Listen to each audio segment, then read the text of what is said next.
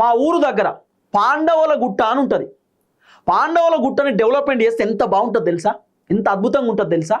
పాండవుల గుట్ట చాలా అద్భుతమైనటువంటి వాతావరణం ఉంటుంది. మెట్లెక్కుతూ పైకి పోవాలి. పాండవులు అప్పట్లో ఎట్లా అక్కడ కూర్చుంటుండే, ఎక్కడ తిరుగుతుండే, పాండవులు గీసినటువంటి గీతలు, వాళ్ళు ఏదైతే ఆర్ట్స్ ఉంటాయో అవన్నీ కూడా ఒక్కొక్క సపరేట్ రూట్ ఉంటుంది. పాండవులకు సంబంధించినటువంటి గుర్తింపులు ఉంటాయి అక్కడ గుట్టలో. మా ఊరు పక్కనే పాండవుల గుట్ట, రేగొండ మండల్, జయశంకర్ భూపాలపల్లి జిల్లా. హరిత హోటల్ అని ఒకటి పెట్టిరు, అది తీసేసిరు. ఇప్పుడు ఎంత మంచిగా డెవలప్మెంట్ చేయవచ్చు, ఎంత అద్భుతంగా డెవలప్మెంట్ చేయవచ్చు పాండవుల గుట్టను.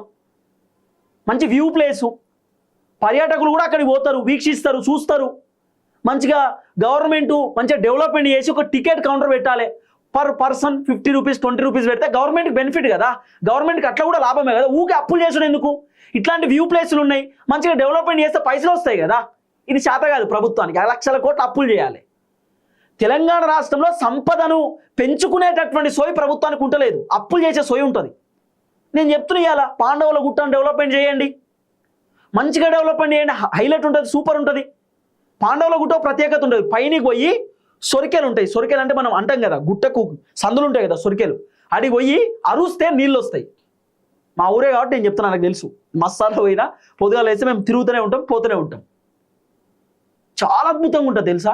మెట్ల మీద కూడా నడుచుకుంటూ పోతే ఎంత మంచి వ్యూ ప్లేస్ తెలుసా. మొత్తం మెట్లుంటాయి.